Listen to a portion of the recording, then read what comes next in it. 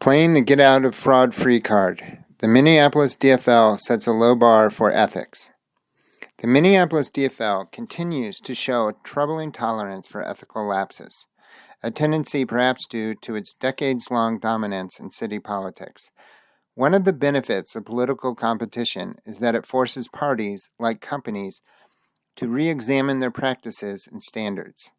For example, the party still backs Council Member Jamal Osman, an ally of Omar Fateh, despite both men's proximity to the ongoing Feeding Our Future fraud investigation. It's a subject the Minneapolis DFL may prefer to ignore, but the headlines persist. Consider the KARE 11 report from July 22nd.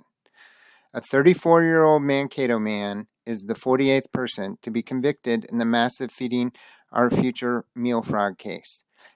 Asad Abshir pleaded guilty to money laundering for his role in the $250 million scam. He stole about $750,000, and the Fed was able to get back most of that money. Abshir and his brother admitted to running a phony food distribution site in Mankato called Stigma-Free. That's the nonprofit he and others bought from Minneapolis City Council Member Jamal Osman. In a November newsletter, we outlined Osman's connections to this fraud-adjacent activity. Osman currently serves on the Minneapolis City Council Budget Committee.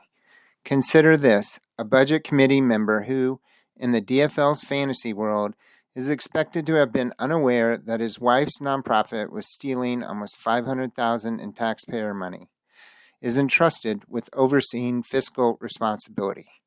Not only did he win his election while this fraud was being committed, but he also secured the coveted endorsement of Minnesota Attorney General Keith Ellison.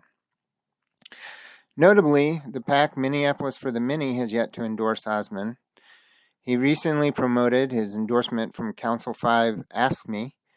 Osman and Fateh have publicly endorsed one another. Senator Fateh's own campaign, as reported by the Sahan Journal in February 2022, returned 11 donations from individuals named in FBI search warrants in the Feeding Our Future fraud case. At the time, his team claimed he was unaware of their involvement in the scheme until the warrants were unsealed. 4 of those same donors also contributed to Mayor Fry's campaign. According to the Sahan Journal, the 7 donors to Omar listed on the search warrants are Salim Sahed, Ahmed Ghadi, Abdinasir Abshir, Ahmed Omar, Abdi Hakim Ahmed, Abdi Wahab Mohamud, and Sarah Mohammed. Each donated $1,000 to Omar's campaign. In addition, Kimyon said the campaign returned 2 more donations from people not named on the search warrant, but who listed addresses or identified themselves as employees of companies named in the search warrants. Finally, Kimyon said the campaign returned 2 additional donations out of an abundance of caution. In total, Omar Fateh returned $11,000 of the $41,000 he received in 2021. That means approximately 27% of his campaign contributions that year came from individuals later connected to the Feeding Our Future fraud investigation. It's also relevant to note that Fateh's brother-in-law, Muhammad Mohammed, was convicted in May 2022 on 2 counts of making false declarations related to absentee ballots he submitted during the election. The real question. People had mixed reactions to Monday's Better Minneapolis newsletter. In that article, we said Mayor Fry should accept the DFL endorsement of Omar Fateh and move forward. Some readers thought that was a bad idea and want Fry to fight back. Others agreed with our reasoning. But this isn't about one event. The bigger issue is that the Minneapolis DFL has been the only political party in control for decades.